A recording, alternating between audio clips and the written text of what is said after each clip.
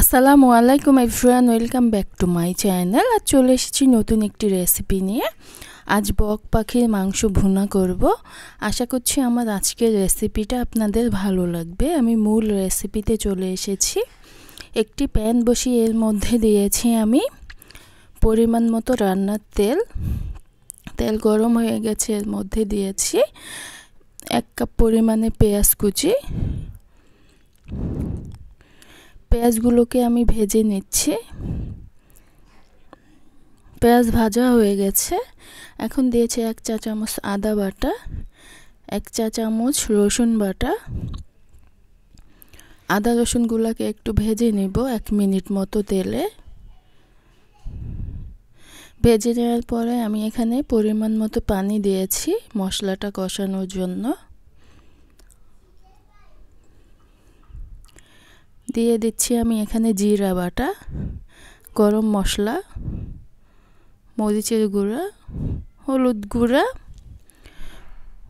জিরা বাটা দিয়েছি 1 চা চামচ ভরে দিয়েছি, আর গরম মশলা দিয়েছি 1 চা চামচ, মরিচ গুঁড়া 1 চা চামচ দিয়েছি।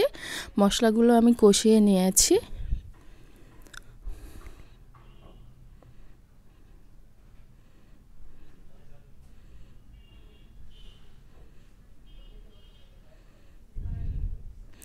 এখন মাংস দিয়ে দিব আমি বক পাখির মাংস। এখানে আমি একটি বক পাখি নিয়েছি, ভালো করে কেটে ধুয়ে নিয়েছি। মাংসগুলোকে আমি ভালো করে কষিয়ে নিব।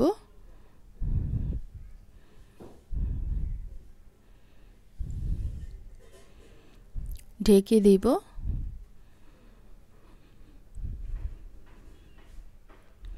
ফিরে এসেছি আমি 10 মিনিট পরে। 10 মিনিট আমি এই বক পাখির মাংসগুলোকে কষিয়ে নিয়েছি। অফ ক্যামেরায় আমি এগুলোকে নেড়ে দিয়েছিলাম।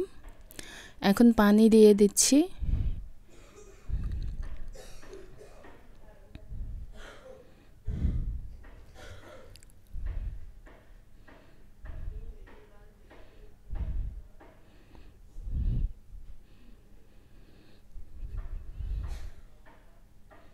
পরিমাণ মতো পানি দিয়ে দিয়েছি। এখন আমি ঢেকে দেব।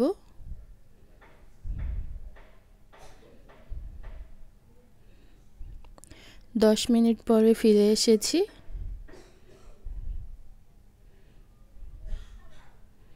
এখন ঢেকে দিচ্ছি।